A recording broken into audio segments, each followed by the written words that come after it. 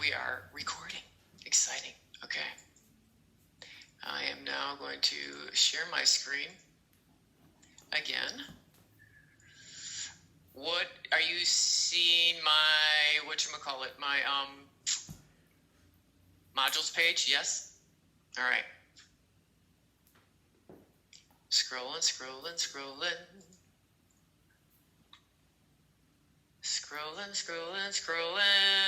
Right. Come on, Georgie. Just because we're in our office in our basement doesn't mean I'm not going to sing. So I do not disappoint.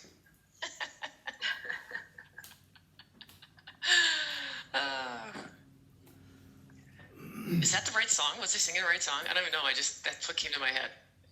Anybody know that song? No? Okay. It's like, oh, hey, Lisa. Hey. Hey. Fun. I want to be in your class. Oh, gosh. They sing songs. They torture them. It's fantastic.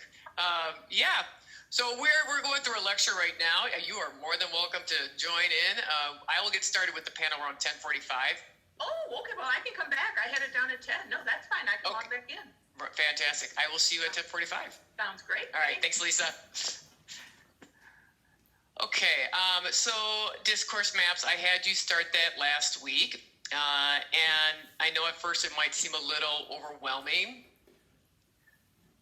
but to reiterate something, and after reading your self-evaluations from doing the Access Center, right, something that applies here is we want to be better interpreters. We would like to be skilled in ASL to English and English to ASL. We would love to have all these competencies right off the bat.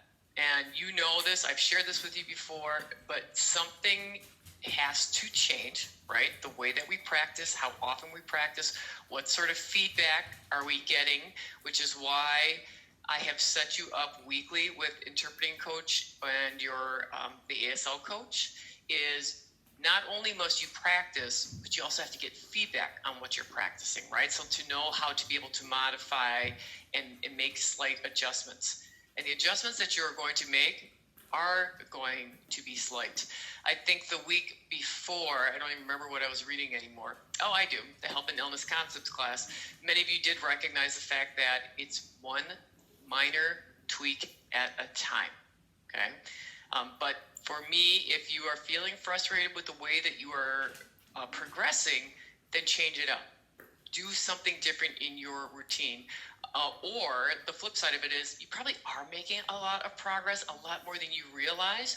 We are not nice to ourselves at all. We are our own worst self-critics. So I saw that come through in a lot of your self-evaluations. Like, I don't even know I'm an interpreter.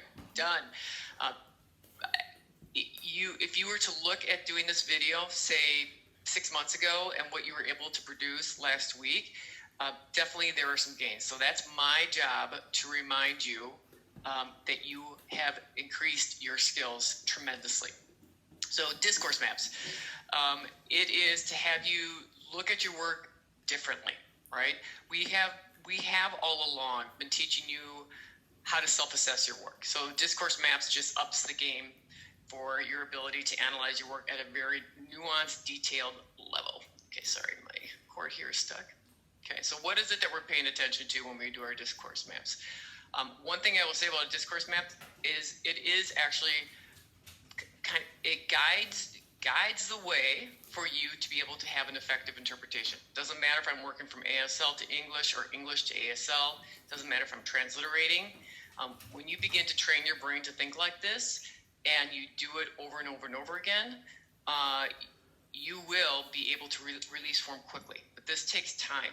So sometimes students will say to me, like, yeah, Pam, this discourse map, it's really, it's fine. It's a fine analysis, but am I ever going to use this when I go out into the profession? I hope you do.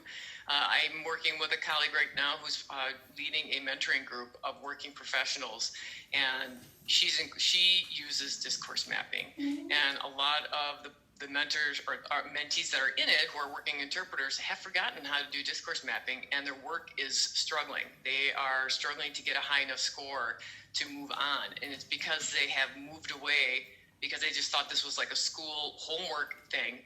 No, this is how you should be thinking about interpreting always, Always, right? So eventually some of this will become automated for you where you don't have to go, oh, what's this? What's that? What's happening in the source language? You are trying to create that unconscious competence. That's where